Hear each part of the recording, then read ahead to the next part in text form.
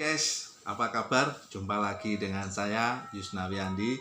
Damai sejahtera meliputi kita, anugerah yang berasal daripada Tuhan terus mengalir dalam diri kita, serta kesehatan selalu meliputi tubuh dan jiwa kita. Tetap semangat, tetap jaga kesehatan kita semua supaya kita nyaman bersama dengan teman dan keluarga kita. Guys, pada kesempatan hari ini kita akan mengulas tentang bocornya data Telkomsel, ya, terutama yang menimpa Denny Siregar. Ya, mengapa dan ada apa? Sebelumnya jangan lupa guys untuk selalu like, subscribe di channel YouTube saya. Silahkan komen dengan komen-komen yang membangun, komen-komen yang baik, dan komen-komen yang ada hubungannya dengan kasus ini, ya guys. Seperti yang kita ketahui minggu kemarin, Denny Siregar, ya, kenalkan Denny Siregar, sang pegiat media sosial, ya, yang sering Twitter, kemudian YouTube juga, ya, dengan Cokro TV-nya bersama dengan teman-temannya. Nah, yang kemarin juga dilaporkan karena mengunggah gambar anak-anak santri itu, ya, yang saat ini masih dalam proses pelaporan. Nah, di Twitternya @Denny Siregar 7 meminta penjelasan kepada pihak Telkomsel mengapa data pribadinya mengalami kebocoran .2, ya, melalui akun Twitternya, ya, mengatakan, teman-teman, dari kasus ini ternyata kita baru tahu kalau data kita sangat rentan disadap. Contoh dari @opposite6891 ini. Begitu mudah dia dapat data tentang saya. Saya menuntut jawaban dari @telkomsel, ya. Jadi menurut Denny, peretasan data yang dialami ini mengerikan karena berarti data semua pelanggan Telkomsel bisa didapat dengan begitu mudahnya oleh pihak luar. Ini mengerikan, bisa saja terjadi pada Anda dan keluarga Anda. Cuitnya, Denny Siregar menyatakan bakal menggugat operator telekomunikasi seluler tersebut ke pengadilan jika tidak memberikan penjelasan yang memadai, ya. Sebelumnya kebocoran data ini juga pernah terjadi di aplikasi Tokopedia dan juga Bukalapak, ya guys, ya. Ini kenapa ini yang lebih mengerikan, ini operator seluler, ya. Kita tentu sebagai pengguna Telkomsel juga merasa was-was, juga teman-teman tentunya, ya.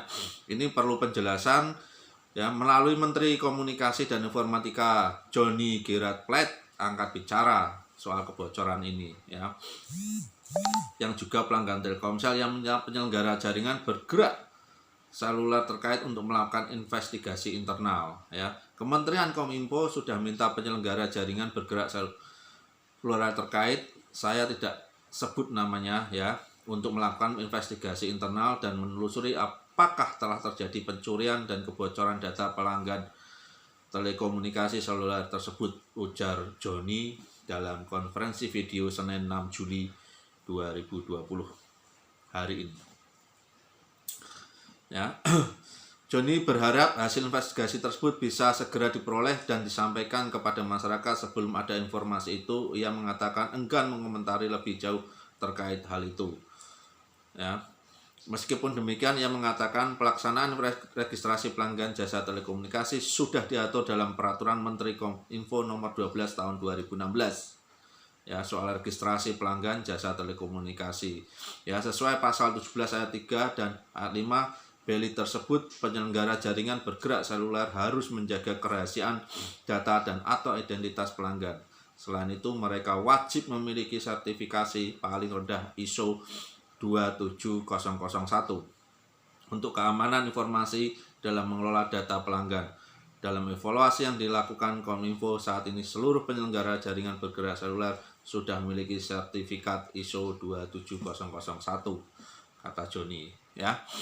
Nah, guys, masalah undang-undang, kemudian masalah apa yang dialami Denny Siregar itu adalah hal yang perlu dicermati. Namun kita sebagai pengguna jaringan seluler, ya apakah itu Telkomsel, Indosat, M3, kemudian ada XL dan sebagainya, ya tentu kita punya hak untuk meminta kepada penyelenggara jaringan seluler ini untuk menjaga data pribadi kita, ya karena itu adalah privat kita, jangan sampai bocor, karena ini bahaya guys ya. Jangan sampai ini terjadi seperti yang dialami oleh Tokopedia atau Bukalapak ya.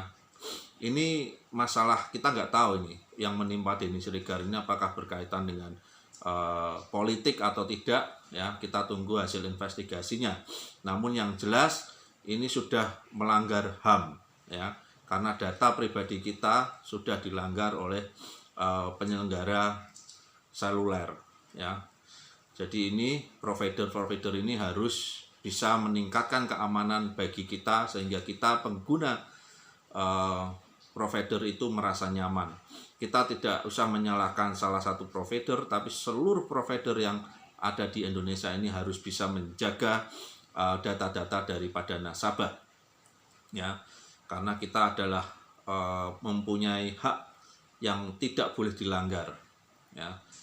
Kita setuju apa yang dilakukan oleh Denny Siregar menempuh jalur hukum supaya ini menjadi pembelajaran bagi provider-provider yang ada di Indonesia supaya bisa melindungi para konsumennya ya, para nasabahnya dengan baik, supaya kita juga merasa nyaman ya, seperti kita menabung di bank dan uang kita juga bisa aman di bank itu. Demikian juga dengan data pribadi kita yang ada di jaringan provider itu. Terima kasih guys, mudah-mudahan ini bisa segera dituntaskan, tidak ada lagi kebocoran yang menimpa pelanggan-pelanggan yang lain, apalagi jangan sampai ini berkaitan dengan rahasia negara. Terima kasih, Tuhan beserta dengan kita, Indonesia tetap sehat, Indonesia tetap tangguh, amin.